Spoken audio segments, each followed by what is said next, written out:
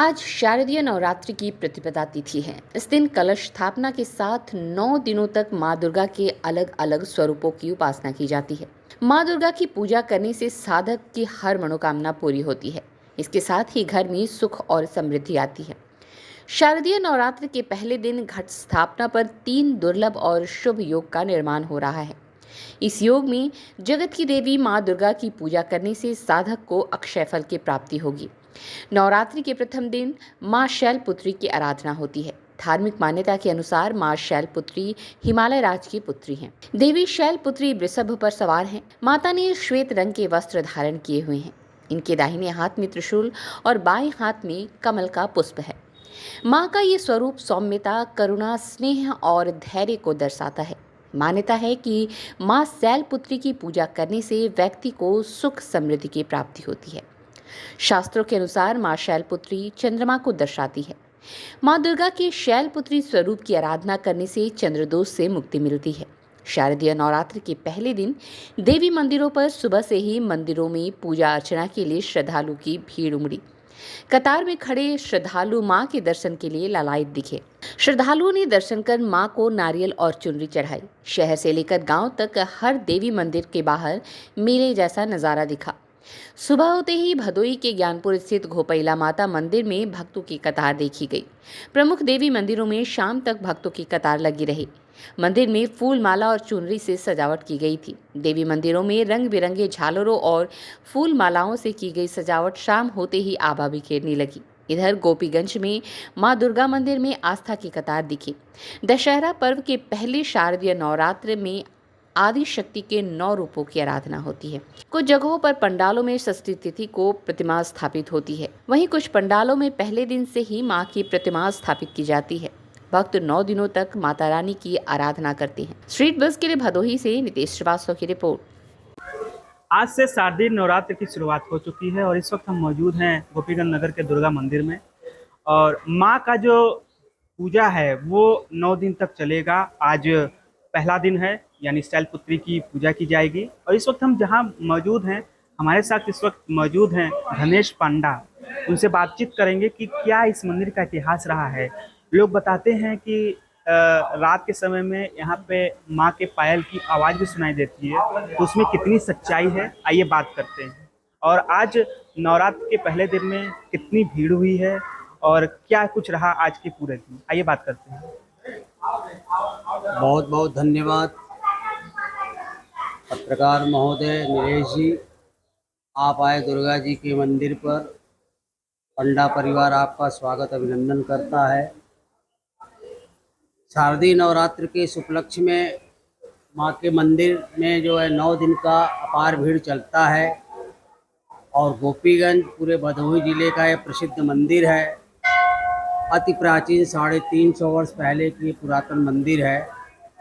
इस मंदिर के बारे में अगर हम बताना चाहते हैं आपको, तो ये मंदिर की जब खुदाई हुई थी 350 वर्ष पहले, तो यहाँ मंदिर में जो है आपका मूर्ति पुराना मिला था, जिसके वजह से हमारे पूर्वज लोग उस मूर्ति, खंडित मूर्ति था, उस मूर्ति को यहाँ से हटा दिए। उसके बाद काशी नरेश के द्वारा ये प्राण प्रतिष्ठा की मूर्ति बघेल परिवार के सौजन्य से, पंडा परिवार के सौजन्य से ये मूर्ति का जो है यहाँ पे प्राण प्रतिष्ठा हुआ। अतीत काल से आज तक लेकर के नगर के प्रसिद्ध मंदिर, भदोही जिले के प्रसिद्ध मंदिर के अंतर्गत ये कार्य आता है।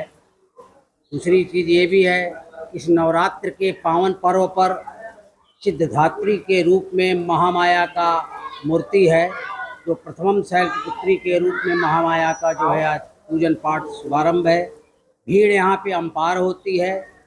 हमारे पूर्वजों ने ये भी बताया है, इस मंदिर में माँ की पायल की झनकार अनवरत जो श्रद्धालु माँ के हृदयांगम से याद करते हैं, तो निश्चित रूप से मध्यरात्रि में महामाया का पायल की झनकार की सुनाई भी देता है। ये हम लोग ने अनुभव भी किया है। हमारे पूर्वजों के द्वारा बताया हुआ है जो रूपरेखा है, आज भी पुरातन तत्व से आज भी ये चलता चला रहा है। मैं धनेश प्रसाद पंडा, दुर्गा जी मंदिर का प्रधान पुजारी, आपको, नगरवासियों को और भदोही जिले के समस्त क्षेत्र श्रद्धालु जनता को इस नवरात्र के पावन पर्व पर आभार व्यक्त करता है। बहुत बहुत धन्यवाद। ये जो पायल की जो आवाज़ है, ये नवरात्र में सुनाई देती है? हुआ है जो रूपरेखा है, आज भी पुरातन तत्व से आज भी ये चलता चला रहा है। मैं धनेश प्रसाद पंडा, दुर्गा जी मंदिर का प्रधान पुजारी, आपको नगरवासियों को और भदोही जिले के समस्त क्षेत्र श्रद्धालु जनता को इस नवरात्र के पावन पर्व पर आभार व्यक्त करता है। बहुत बहुत धन्यवाद। ये जो पायल की जो आवाज़ है, ये नवरात्र में सुनाई देती है या नवरात्र के पहले भी? ये पत्रकार महोदय, मैंने बताया आपको कि नवरात्र से मतलब नहीं है, जो माँ के प्रति समर्पण भाव रखता है। निश्चित रूप से मैं आपको एक जिज्ञासा दिलाना चाहता हूँ कि समर्पण भाव के द्वारा हृदयांगम प्रति से नेत्र को बंद करके जो माँ को ध्यान करता है तो उसको पायल की आवाज़ निश्चित रूप से सुनाई देता है। इसका प्रमाणतः हम अपने आप में खुद हैं कि माँ की आवाज़ को मध्य रात्रि में ये सुनाई देता है। नवरात्र तो अपने आप में पावन पर्व का दिन तो है ही है, बशर्ते ये माँ का जो हृदयांगम याद करता है, माँ को नेत्र बंद करके उनको माँ का जो है पायल की आवाज़ सुनाई देता है। बहुत बहुत धन्यवाद। आज जिस हिसाब से नवरात्र का पहला दिन है, उस हिसाब से भीड़ बहुत ज़्यादा है। सुबह से भीड़ उसी तरह लगी हुई है। अनुमान तो ये है कि कम से कम 1000 के ऊपर तो लोग आ ही चुके हैं और इसी तरह आते रहेंगे, हम लग रहा है। अभी तक देखिए आते चले जा रहे हैं। मंदिर का इतिहास ये है, यहाँ इतना ज़्यादा पेड़ पौधा था कि दिन में यहाँ घोप अंधेरा रहता था, इसी से इसका नाम घोपैला पड़ा। और मान्यता ये है कि हमारे बाबा को संतान नहीं था, तो एक पंडित जी ने बताया कि तालाब खुदवाइए, संतान है। सन 1913 यानी 11 साल हो गया, तालाब खुदवाए, संतान हुए, लेकिन गुजर गए।